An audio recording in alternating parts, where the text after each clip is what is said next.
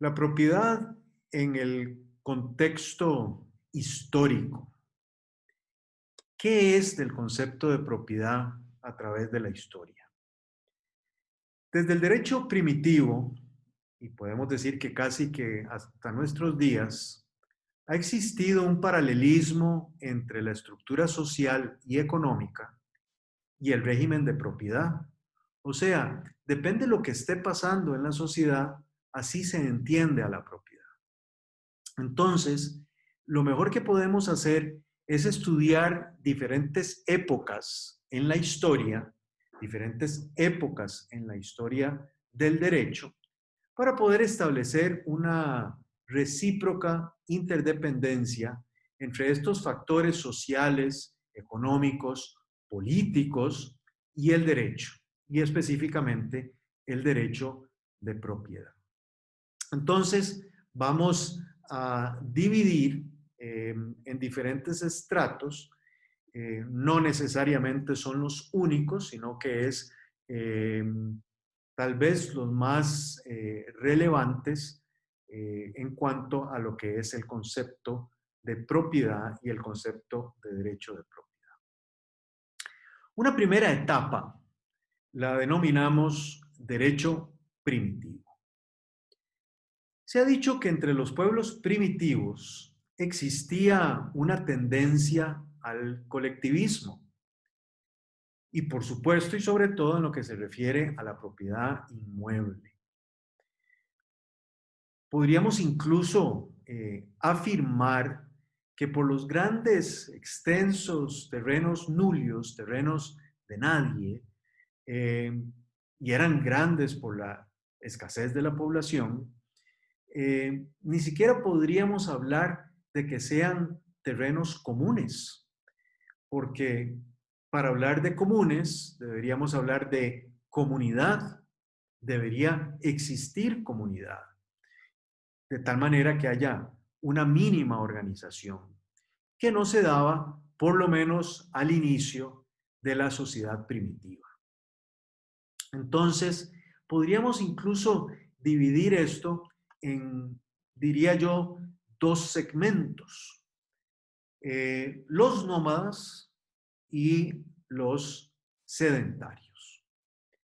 Si hablamos de los pueblos nómadas, debemos decir que son pueblos que se desplazan, se están desplazando de un lugar a otro y por tanto no tenía ningún sentido el concepto de propiedad. No se conocía siquiera el término de propiedad, por lo menos en lo que se refiere a los bienes inmuebles.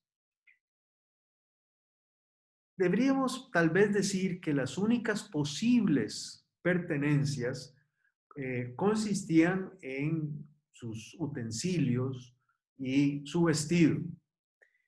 Algunos dicen que incluso algunos tipos de animales que sí se trasladaban junto con estas personas.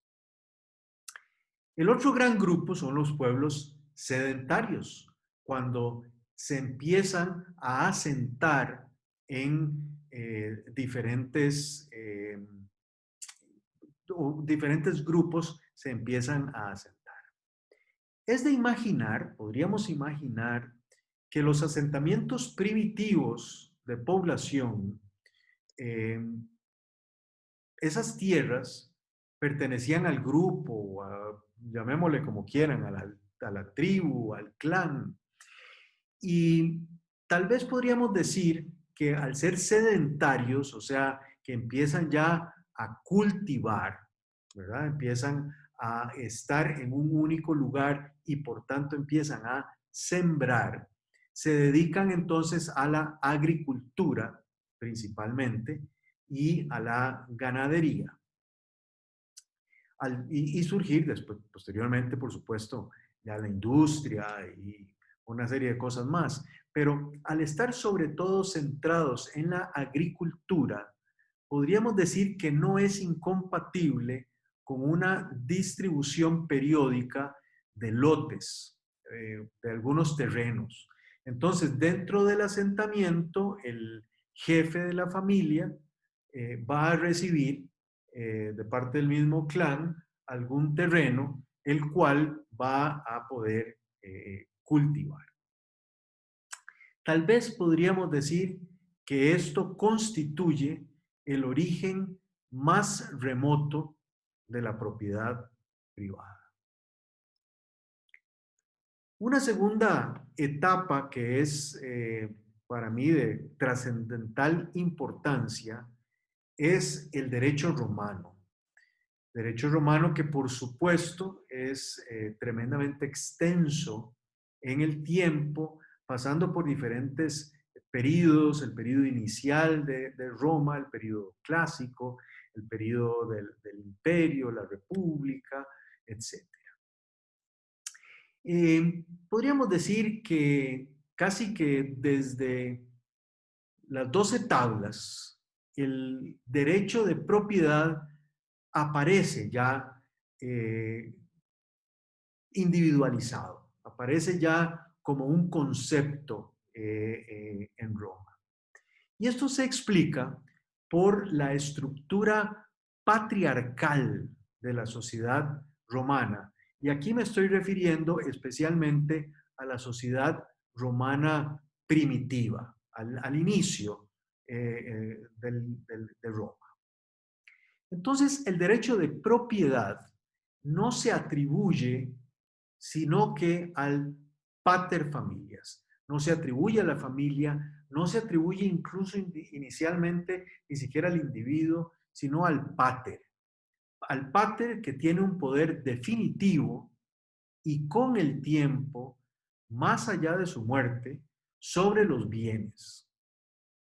Entonces, no es ni siquiera un poder temporal, sino que más bien es más allá del tiempo, en donde al atribuírsele esa propiedad, el paters va a disponer qué se hace con la propiedad. Entonces, el dominio se confunde con los otros poderes del pater. Esta existencia de la figura del pater familia hacía que, por supuesto, se individualizaran los poderes de los grupos familiares y se sometiera todo el poder a ese pater. Conforme va avanzando, se empieza a considerar a la propiedad como ilimitada, siempre en manos del pater, pero como ilimitada. Ese ilimitada que incluso se le ha llegado a denominar desde los cielos y hasta los infiernos. O sea, se es propietario desde los cielos y hasta los infiernos, en donde se da casi que un poder absoluto y exclusivo sobre esos bienes. Todo lo que está, además, en esa propiedad, en esa finca, en el fundo, se considera como parte del fondo.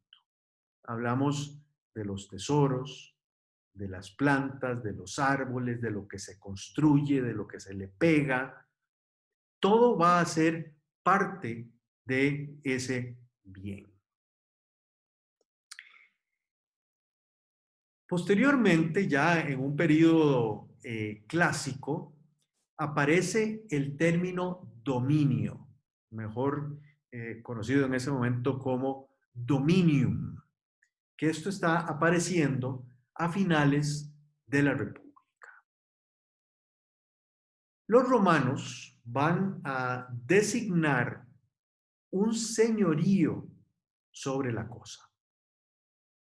Y es por esto que se llama dominium, porque hay un comportamiento eh, de domus, de tal manera que sobre el comportamiento del Señor, del Pater, del Señor del bien, eh, sobre su patrimonio, se va a considerar que hay un dominio.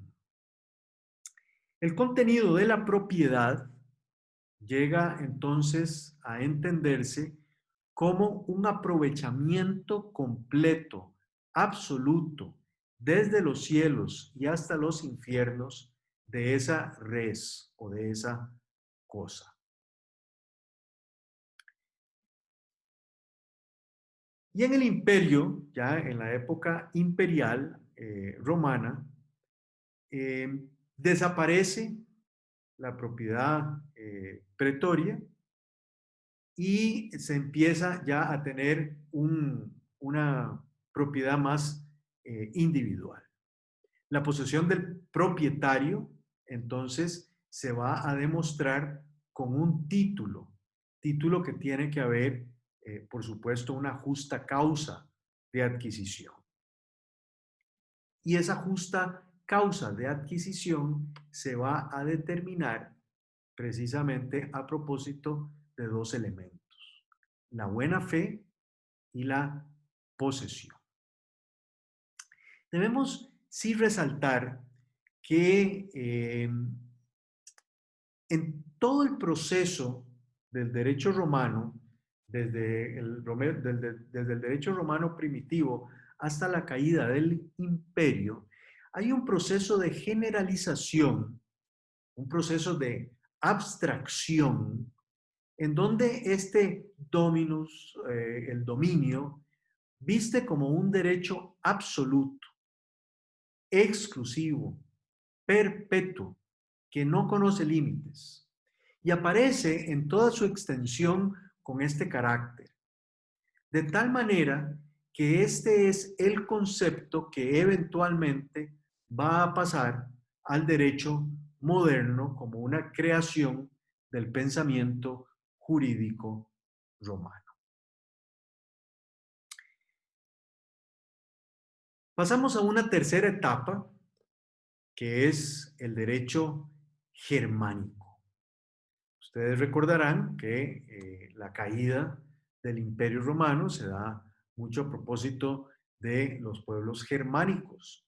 Y los pueblos germánicos aportan ideas y formas de propiedad colectivistas, comunitarias.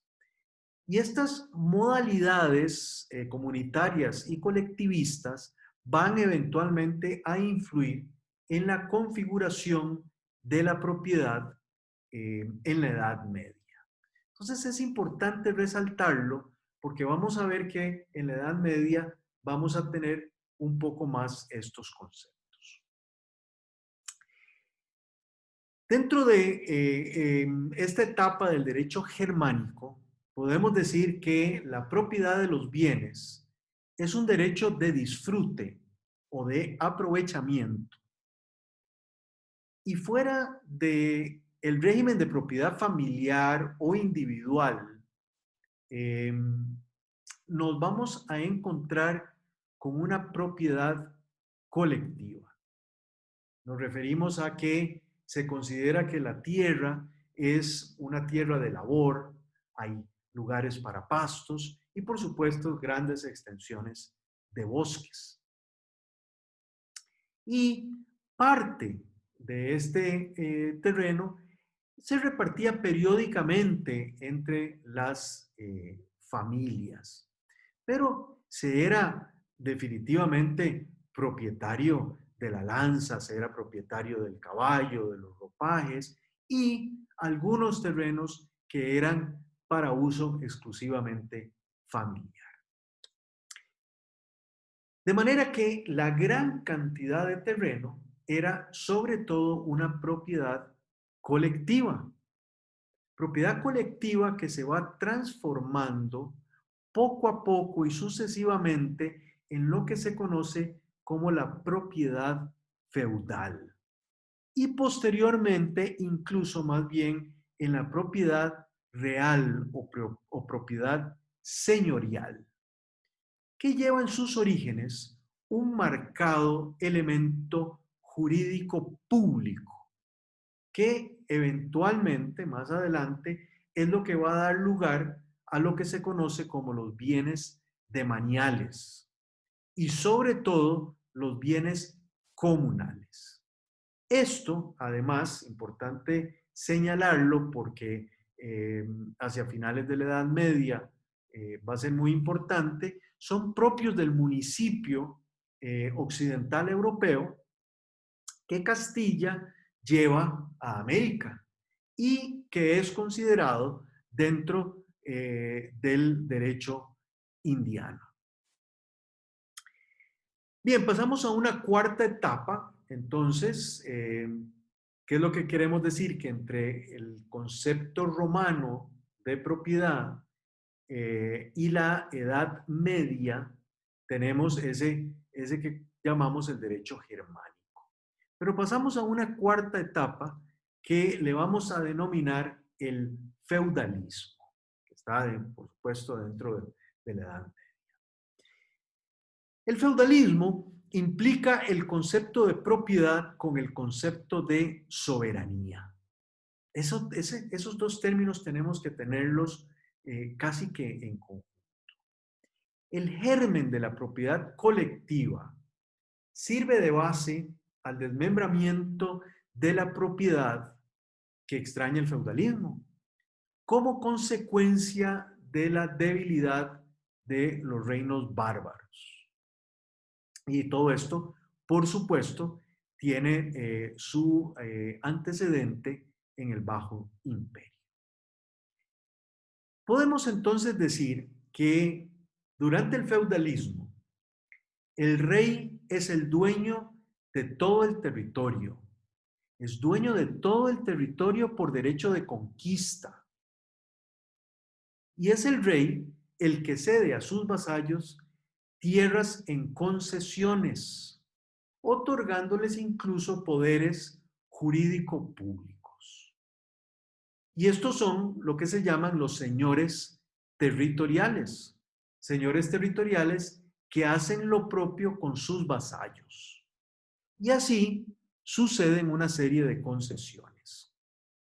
Entonces, a mí me parece que esta época del feudalismo es interesantísima porque es la base de mucha estructura, incluso administrativa, de hoy día, de la administración del territorio.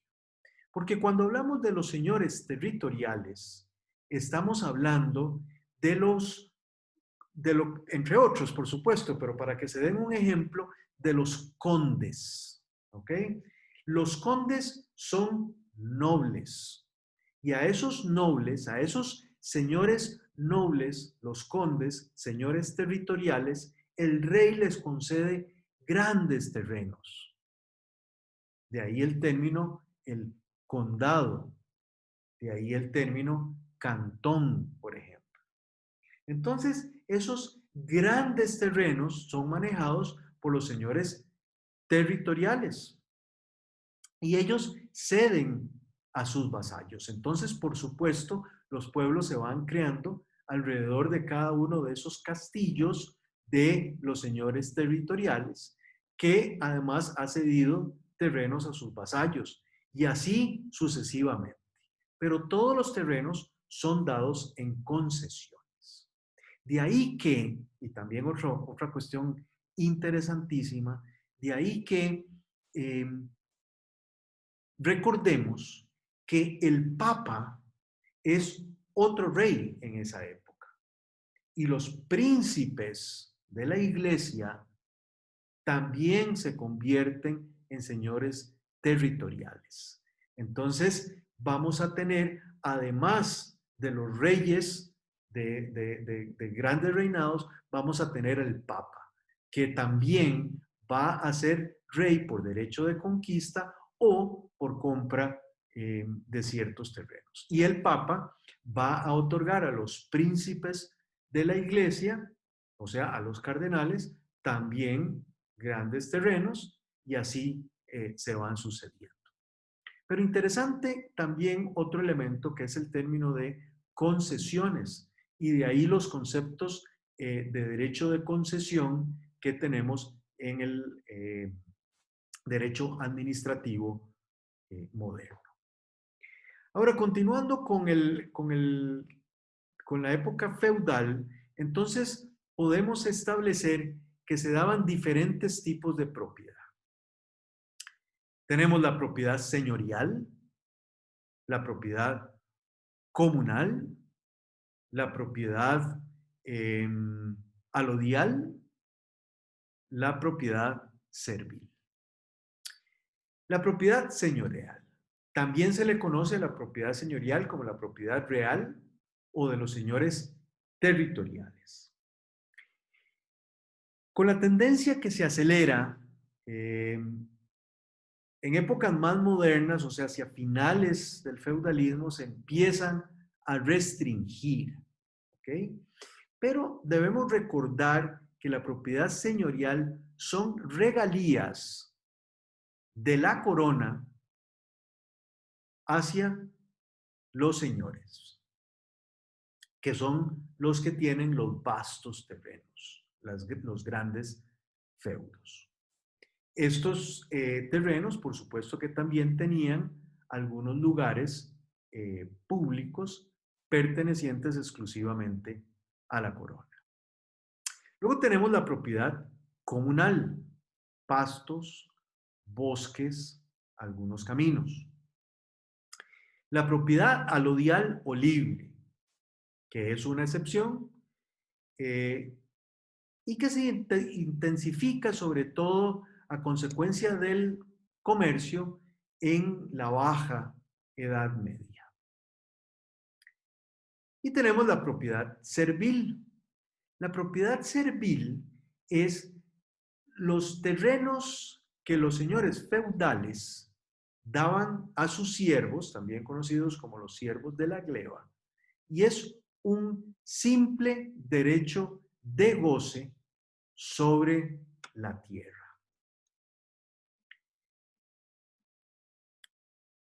El régimen feudal está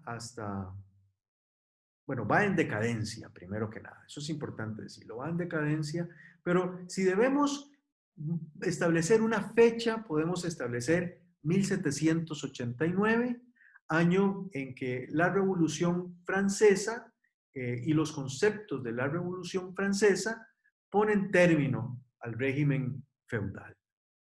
Y entonces se le pide a los nobles que empiecen a entregar sus títulos de propiedad para que puedan mantener esa propiedad. De lo contrario, pues es muy probable que lo vayan a perder. Y es a partir de todas las declaraciones napoleónicas que entramos a una quinta etapa, que es lo que vamos a denominar la época moderna. La época moderna la vamos a dividir para estos efectos en dos etapas, el siglo XVIII y el siglo XIX.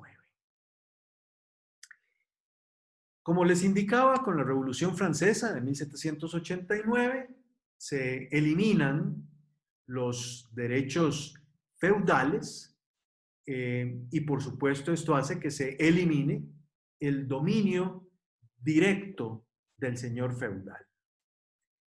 Algunos autores dicen se libera a la propiedad de las cargas que lo oprimían. Y otro es el que asume el poder, la burguesía. La burguesía asume el poder y por influencia de los juristas y estudiosos del derecho romano se retoma el concepto de propiedad, ese concepto romano de propiedad, con sus características de absoluto, inviolable, perpetuo. El concepto entonces de propiedad empieza a dar un giro total. El derecho de propiedad casi que podríamos decir que presenta en esta época un rango equiparado a la libertad. Incluso se llega a creer que solo se es verdaderamente libre si se es propietario. Es el propietario el que pasa a ser un ciudadano de primera categoría. Y es así como la propiedad privada individual pasa a ocupar un puesto central en la organización social y sobre todo en el orden jurídico y se convierte en un pilar básico de, llamémoslo, una sociedad capitalista en desarrollo. En este periodo, la propiedad se caracteriza básicamente por tres grandes elementos. El primero es que obtiene un puesto central en la organización social y, por supuesto, en la organización jurídica. Esto quiere decir que se es importante, se es libre, se es grande en la sociedad si se es propietario. Pero además la propiedad es debidamente regulada, especialmente un siglo después cuando empieza la codificación. Un segundo elemento o una segunda característica es que hay un culto al individualismo, por lo que se vincula el progreso económico y social con la libre iniciativa del propietario individual. Y, como ya lo he mencionado, se retoma el concepto romano de propiedad como un derecho absoluto y exclusivo. Y es así como se entra al siglo XIX.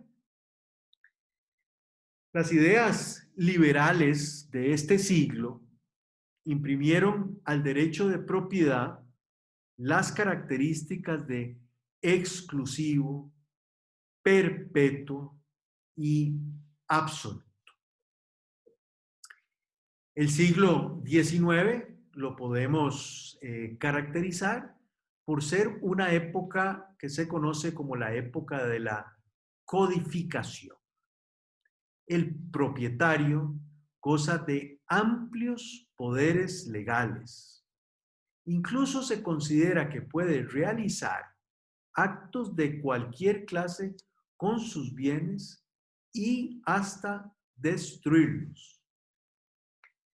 Y como es la época de la codificación, es importante mencionar que en Costa Rica se promulga el Código de 1841, derogado posteriormente por el actual de 1888. Y ambos códigos destacan el carácter inviolable del derecho de propiedad. Y por supuesto, las amplias facultades del propietario particular. Incluso los invito a que estudien el Código Civil en el artículo 264, donde nos establece todos los atributos de la propiedad e incluso pueden relacionar este artículo con el artículo 290, ambos del actual Código Civil costarricense. También durante este siglo, el capitalismo industrial europeo está impulsado por la invención de máquinas industriales, se levantan grandes industrias y monopolios y se empieza a dar producción en masa. Todo esto, esos monopolios, esas grandes industrias, esa producción en masa, va a provocar dos fenómenos. Por un lado tenemos un fenómeno de carácter económico y es la concentración de capitales. La concentración de capitales se manifiesta además en la creación de lo que se conoció como las sociedades comerciales. Por supuesto que tenemos todavía hoy día. Y por supuesto, además, un impresionante crecimiento económico. Pero así como tenemos por un lado un orden económico, también por otro lado se presenta un fenómeno social. Fenómeno social que se conoce como la cuestión obrera. Con el triunfo del capitalismo industrial en la segunda mitad de este siglo XIX, se forma la clase obrera, la clase de los asalariados, y se empieza a dar también un gran abismo entre patronos y empleados. Ustedes recordarán que en la gran revolución industrial se emplean niños y mujeres, y eso se hace especialmente porque es muy ventajoso en cuanto al salario, por ejemplo, se le pagaba menos a las mujeres y a los niños, pero también era más fácil, vamos, el trabajador era explotado y era más fácil aún explotar a los niños y a las mujeres. Luego, importante también el tener que eh, limpiar, por ejemplo, calderas, chimeneas, y todo esto hace que los niños sean de gran utilidad. La gran explotación en horas de trabajo y, por supuesto, salarios sumamente bajos. Casi que lo único que permitían era que estos trabajadores adquirieran lo necesario para la alimentación. Esto hace, como les decía, hace un gran abismo, enorme abismo entre lo que era la clase trabajadora y la clase de los patronos. Y es así como entramos una, a una sexta etapa que le vamos a denominar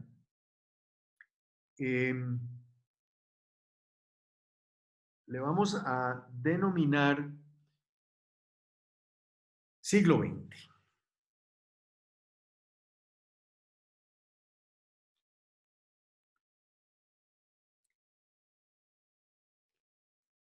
En el siglo XX se dan una serie de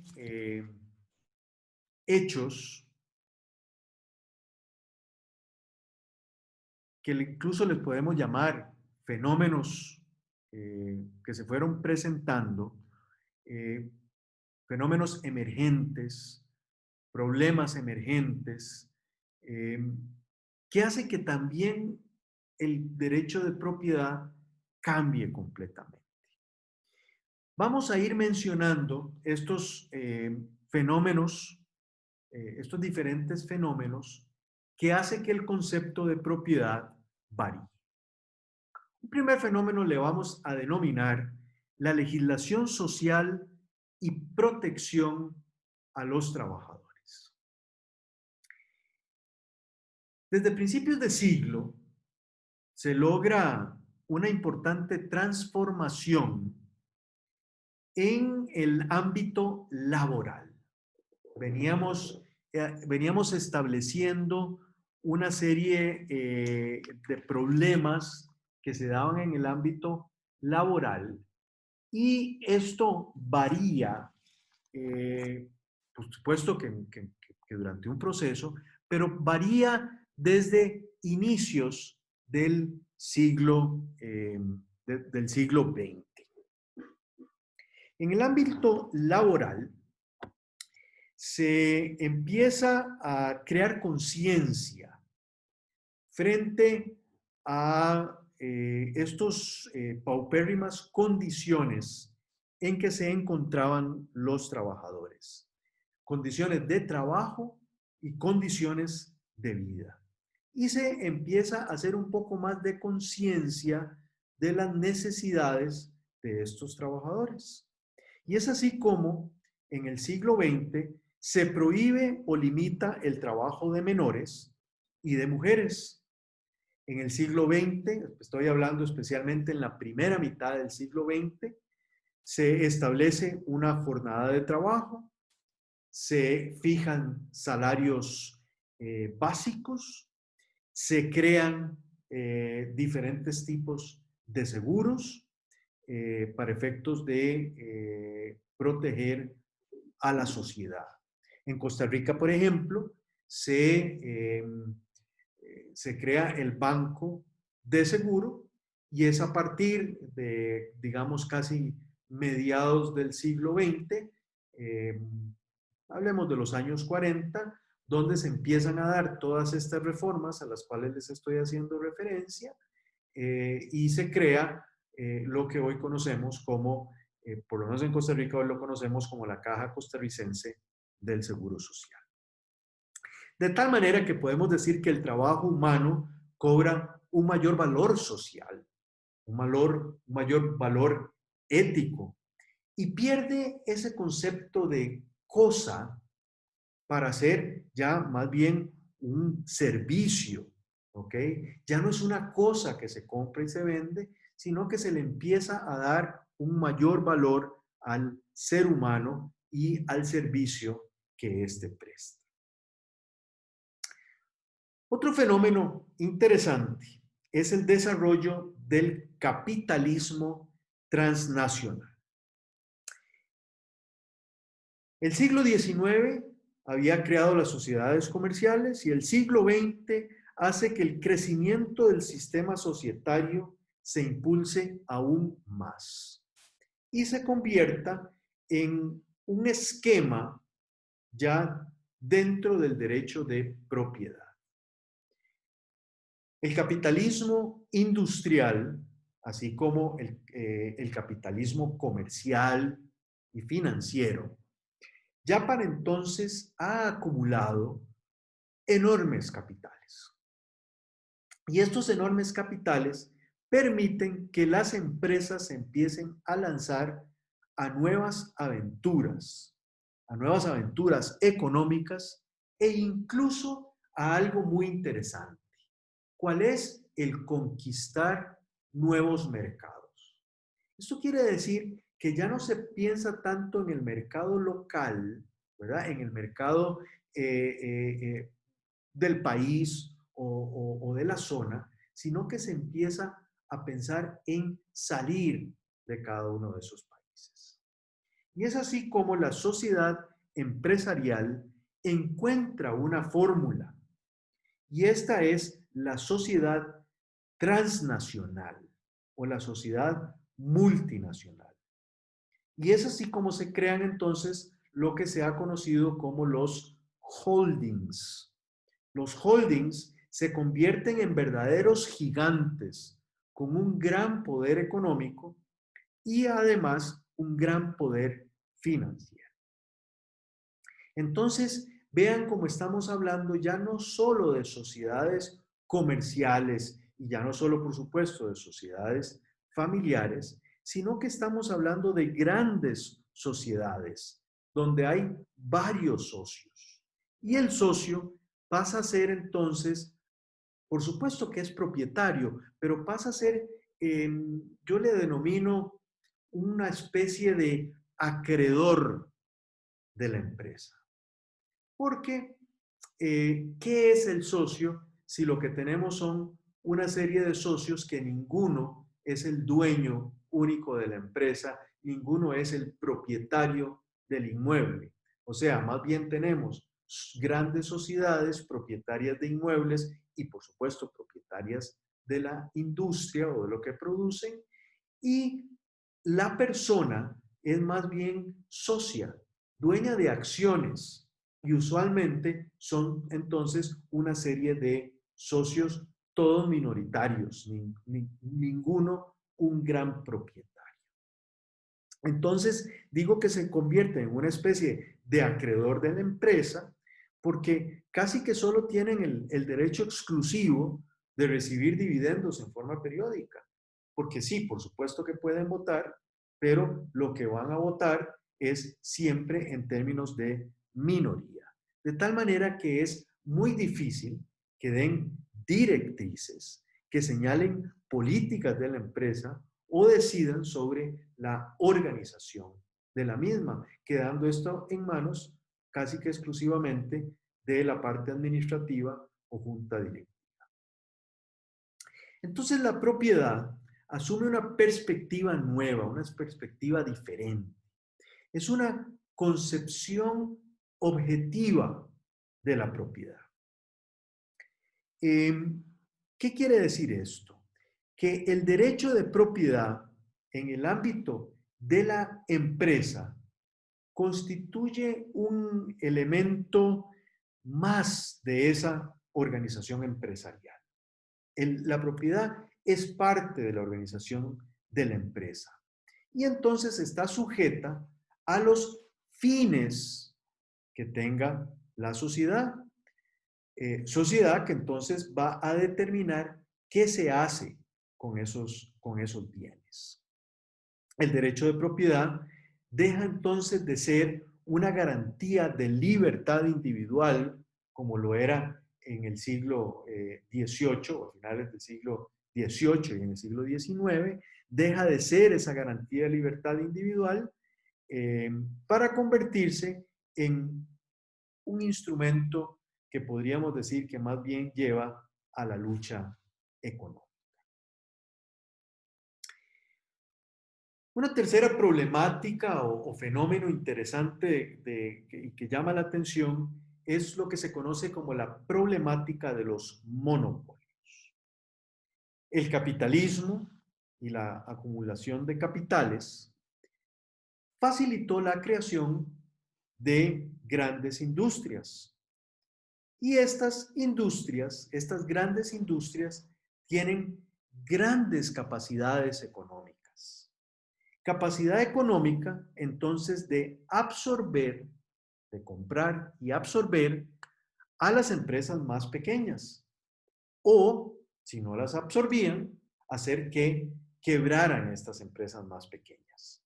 Y quedar entonces en exclusividad en una rama de producción o de servicio fundamental para la sociedad. Entonces, en estas circunstancias, el poder de estas empresas más bien se convirtió en un peligro para la propia sociedad y para el sistema capitalista. Y esto obligó a las sociedades entonces a cambiar su estrategia, pero al mismo tiempo a cambiarlas porque el Estado interviene e interviene para evitar los abusos de las empresas. Abusos que se dan por esas estrategias que venían empleando las empresas de convertirse en monopolios. Incluso de toda una serie de experiencias en las sociedades más industrializadas, se optó por limitar y prohibir, en algunos casos, los monopolios. Y esto se hizo incluso en forma constitucional, lo que también ocurre en nuestro país, en Costa Rica, que prohíbe la existencia de monopolios y esto lo establece a nivel de la Constitución política. Cuarto fenómeno interesante, las guerras mundiales. Podemos hablar de las dos grandes guerras. Estas dos grandes guerras mundiales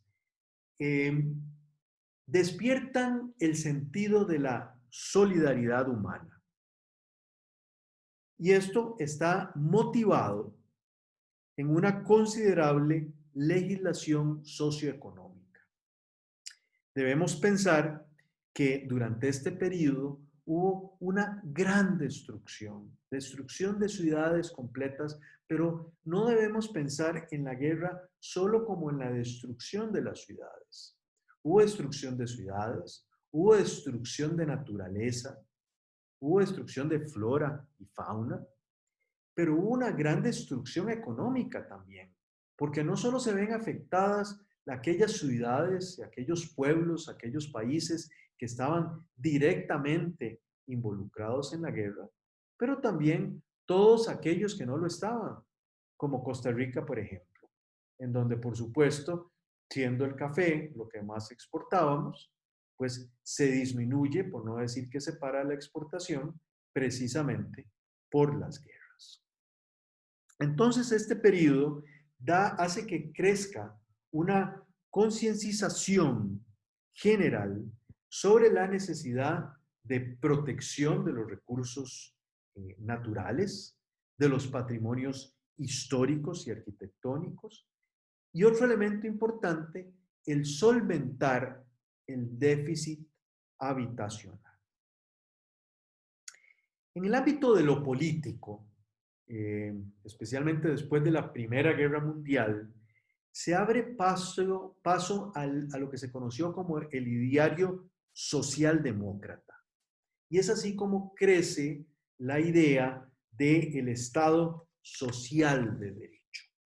Esto provoca intromisiones importantes del Estado en el ámbito privado. Para que ustedes se den una idea, cuando hablamos del ideario socialdemócrata, es del ideario que se tiene en Costa Rica a propósito de las políticas que se dan después de la Guerra Civil de 1948, con la entrada al poder primero de José Figueres Ferrer durante 18 meses y luego de José Figueres Ferrer y de otros políticos a través del Partido Liberación Nacional. Con este ideario se empieza a crear un Estado más empresario, un Estado propietario, un Estado intervencionista. En Costa Rica se dio muchísimo eso. Además, durante la Segunda Guerra Mundial, eh, como hay déficit habitacional, a propósito de la guerra, se crea la necesidad de proteger a la propiedad. Entonces, vean que aun cuando Costa Rica no está participando directamente en la guerra, aunque sí la declaró, por supuesto, pero durante la Segunda Guerra Mundial se promulga en Costa Rica la ley de inquilinato. Se modifica el libre ejercicio del dominio en inmuebles destinados a vivienda y arrendados a particulares. Y se establece constitucionalmente prohibiciones eh, eh, a la propiedad a través de ciertos límites. También después de la guerra del 48 y con base en todo lo que les indiqué del diario socialdemócrata, entonces el Estado crea instituciones, instituciones como por ejemplo el INBU, el Instituto Nacional de Vivienda y Urbanismo, a efectos de construir casas y planificar el territorio. Pero se va creando conforme van pasando los años, y ya aquí me estoy yendo más hacia finales del siglo XX, se van creando incluso instituciones estatales que son verdaderas empresas. Y entonces tenemos empresas de caña, empresas algodoneras, empresas de transporte. Todas estas empresas, dentro de esto está también Recope, por ejemplo, todas estas empresas pertenecen al Estado e incluso eran manejadas por una empresa que se llamaba CODESA, Coalición de Desarrollo de Sociedad Anónima, perteneciente al Estado. Dentro del el siglo XX también se plantea más claramente como otro fenómeno emergente que viene, por supuesto, de siglos atrás, pero surge más lo que se conoce como la doctrina social de la Iglesia. La Iglesia católica establece una serie de doctrinas y dentro de esta doctrina, la doctrina social, también nos habla de la propiedad. La doctrina social de la Iglesia se aleja de la posición marxista total, de un socialismo total, pero también se aleja de la posición individualista o de completa derecha en relación con la propiedad. Se aleja de la posición marxista porque la posición cristiana admite el derecho de propiedad, lo que no hace la ideología marxista. Entonces, la doctrina social de la Iglesia admite el derecho de la propiedad, incluso sobre los medios de producción, y considera que es un derecho natural, o sea que la propiedad es un derecho natural, pero también se aleja de la posición individualista porque no considera que la propiedad sea un derecho absoluto e ilimitado. Pero además y fundamentalmente, porque no representa para la Iglesia Católica un fin en sí mismo, sino un medio para la realización de los fines del hombre. O sea, la propiedad debe servir para un desarrollo material y espiritual de la persona y su familia. Esta finalidad y función de la propiedad va a reclamar entonces el acceso a la propiedad privada para todos los hombres, por lo que no solo debe hablarse de un derecho de propiedad, sino también de un derecho a la propiedad. Entonces se tiene derecho de propiedad, pero derecho a tener propiedad. Considera la doctrina social de la Iglesia que la propiedad privada individual es un derecho natural de la persona humana, del ser humano. No es un derecho absoluto, ni es un fin en sí mismo. El destino universal de los bienes de la tierra es de que sean usados por todos los hombres, por todos los pueblos, y por tanto deben llegar a todos en forma equitativa y usarse de un modo tal que no se aproveche, que no solo sea aprovechado por el propietario, sino también por la sociedad. La propiedad privada para la doctrina social de la Iglesia asegura a cada uno una zona absolutamente necesaria para la autonomía personal y familiar, pero también la posibilidad de que la sociedad como tal goce a propósito de la propiedad privada. El derecho a poseer una parte de los bienes suficientes para sí y su familia es un derecho que corresponde a todos. Debe reconocerse entonces, a propósito de esto, el derecho a la propiedad. Y el derecho de propiedad tiene como origen el trabajo humano y a él sirve y es y debe fructificar, o sea, debe producir frutos. Por eso la Iglesia Católica acepta la propiedad privada, pero la acepta desde un concepto más de una función social de la propiedad.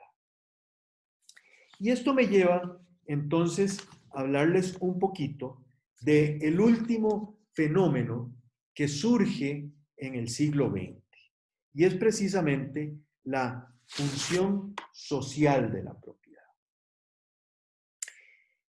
El principio de la función social tiene hoy una muy amplia difusión. Hoy día puede considerarse incluso a la función social como un verdadero principio de derecho en el ámbito de la propiedad. Y lo que pretende es imprimir un giro democratizador y un cambio filosófico en el derecho de propiedad. En Costa Rica, este principio está claramente reconocido en la legislación ordinaria, incluso podemos, y vean que estoy hablando en la legislación ordinaria, y cuando digo en la legislación ordinaria podemos decir que incluso está eh, reconocido explícitamente. En este sentido puede revisarse el artículo primero en relación con los artículos 3, 6, 48, 142 y 144 de la Ley de Tierras y Colonización. Pero también, eh, más importante, indicar que está claramente reconocido en la Constitución Política, específicamente en el artículo 45 y en el artículo 50 de la Constitución.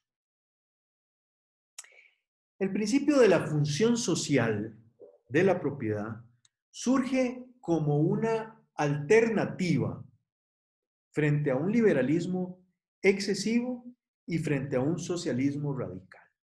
Así que vean que el concepto de propiedad dentro de la doctrina social de la Iglesia es el mismo que el concepto de función social de la propiedad. Este principio viene a representar una fórmula de armonía entre los intereses individuales del propietario y los intereses de la colectividad. Pretende este principio el establecer que es un deber ejercitar racionalmente el contenido del derecho y no simplemente abstenerse de dañar los intereses de la colectividad. O sea, como propietario, debo hacer que se ejercite esa propiedad, racionalmente, por supuesto. Porque en principio hay algo que debo hacer y es abstenerme de dañar a la colectividad. Entonces, con mi propiedad debo de abstenerme de dañar los recursos naturales, por ejemplo. Pero nada gano teniendo una propiedad que puede ser productiva y que no lo sea, porque no la ponga a producir. Entonces, la función social de la propiedad opera como un límite, digamos, como un límite externo que se da al propietario. Este límite externo al dominio se da para no hacer peligrar los recursos naturales, para que no se afecte la salud, para que no se afecte la seguridad. Pero también implica una conducta activa, o sea, lo que se pretende es también que haya una conducta activa por parte del propietario. Se pretende entonces tutelar una propiedad dinámica y no solo una propiedad estática. Y lo que se quiere es que la propiedad no se encuentre solo desde una perspectiva formal, o sea, soy propietario, por supuesto, ahí está, formalmente, y como propietario no hago nada, sino que la propiedad y el concepto de derecho de propiedad sea dinámico. Nos referimos esto especialmente en un principio, en el siglo XX, a la propiedad agrícola y por supuesto sobre todo en un país que en pleno siglo XX es totalmente agrícola.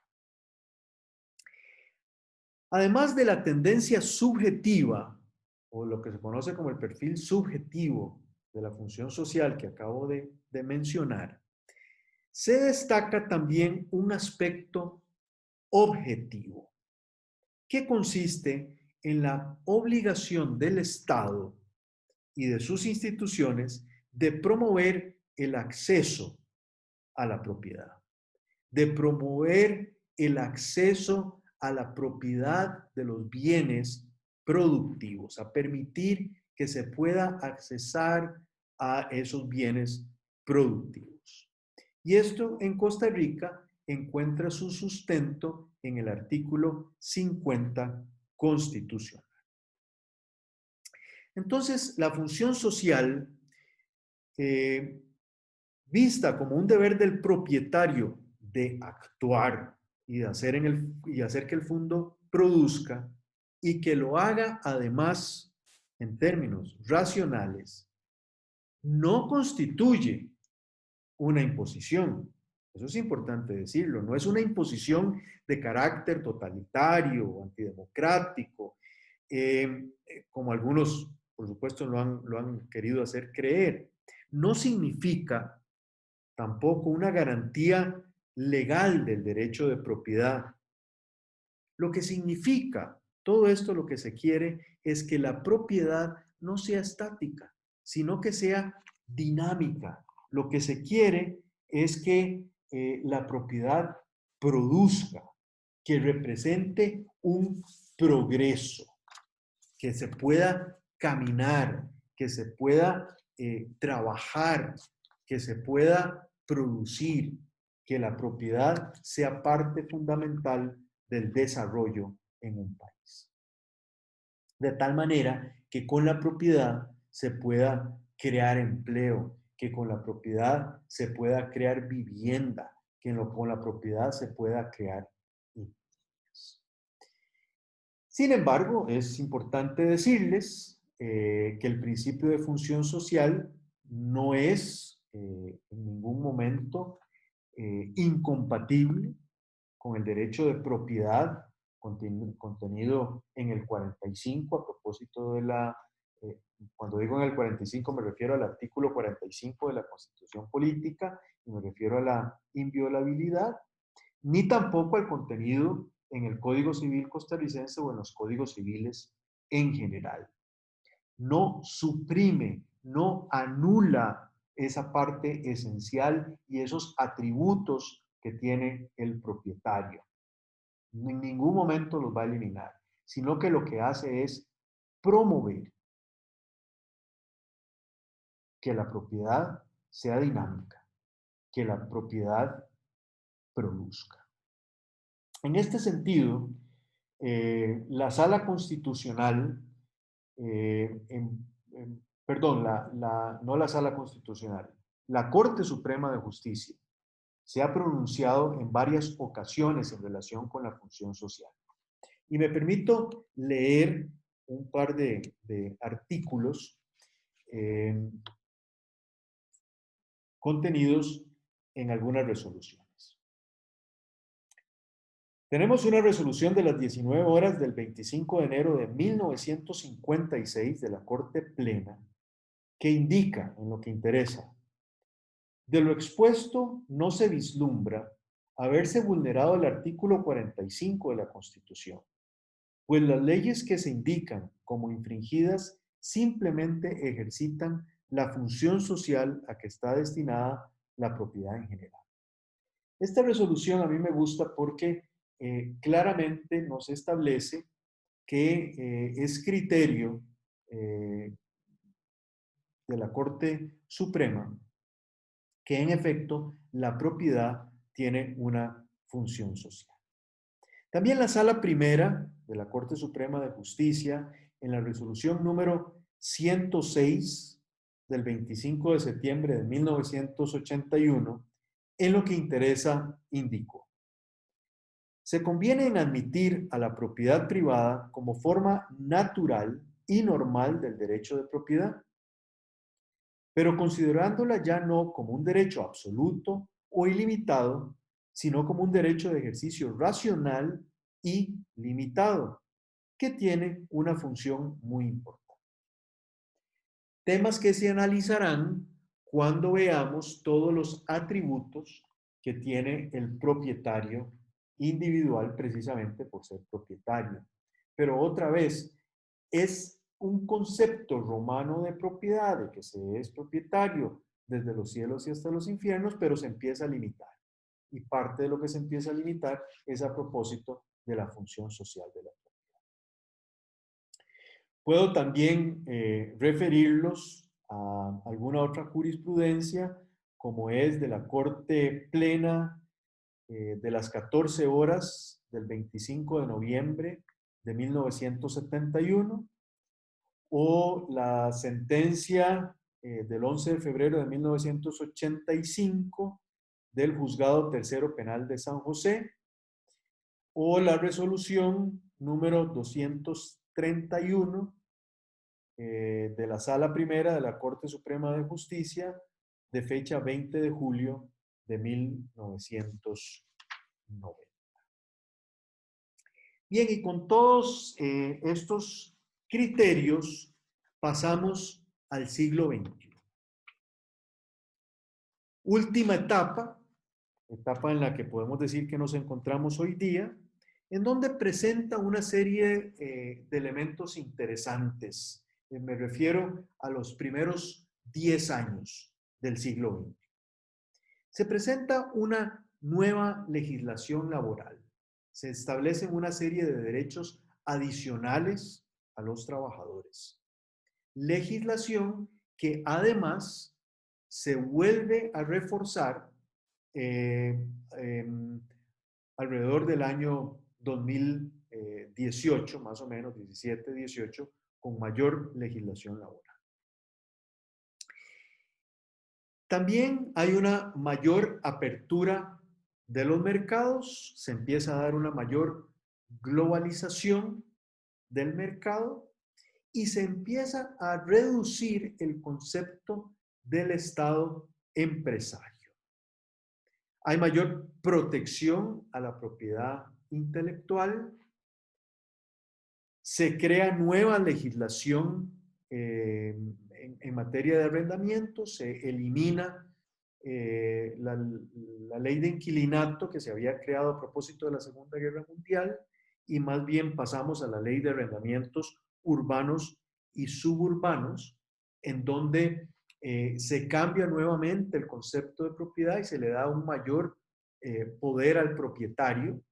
Aquí quisiera explicar, en la ley de inquilinato, el inquilino tenía muchísimo poder, habían ciertas causales de desahucio y solo sobre esas causales de desahucio se podía sacar al inquilino, y el propietario, si no se presentaba ninguna causal de desahucio, aun cuando el contrato se hubiese firmado por un determinado plazo, el inquilino tenía derecho a quedarse y lo más que podía hacer el propietario era hacer diligencias de aumento de alquiler.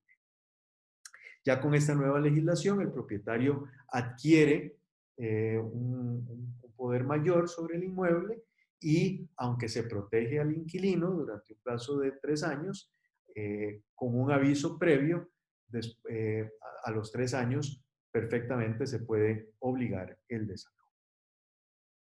También se da mucha legislación a favor de la competencia y en protección al consumidor. Muchísima legislación de mayor protección a los recursos naturales, en donde se refuerza la protección a la flora, a la fauna, se legisla sobre pesca y se legisla sobre fauna silvestre. Y podemos decir que ya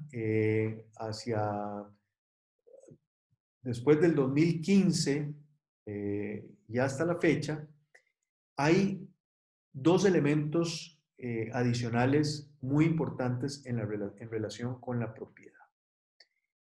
Uno de ellos es más legislación antitrust. Hay una mayor transparencia, de tal manera que se exige cada vez más el indicar quién está detrás de bambalinas. O sea, se quiere tener un mayor control de quiénes son los socios en esas sociedades comerciales que se dan desde el siglo XIX, pero que durante mucho tiempo fueron muy anónimos. Entonces ahora hay mayores registros de transparencia. Tiene que darse más transparencia cada vez que hay apertura de cuentas bancarias, mayor transparencia cuando hay movimientos de dinero en donde se tiene que demostrar de dónde proviene el dinero. De hecho, se debe, ahora cuando se hacen traspasos de bienes inmuebles en Costa Rica, se debe también hacer una declaración jurada de dónde provienen los fondos para efectos de la compra del bien, y también el vendedor debe determinar que no va a usar, perdón, el comprador debe determinar que no va a usar el bien para nada ilícito. Entonces hay una mucho mayor transparencia. Y el otro elemento es el elemento tecnológico. En los últimos años se ha visto un mayor crecimiento en la parte tecnológica, en la parte de computación, en la parte del Internet y el intercambio de datos. Se trabaja mucho más con la información y se tiene mucho poder a propósito del Big Data.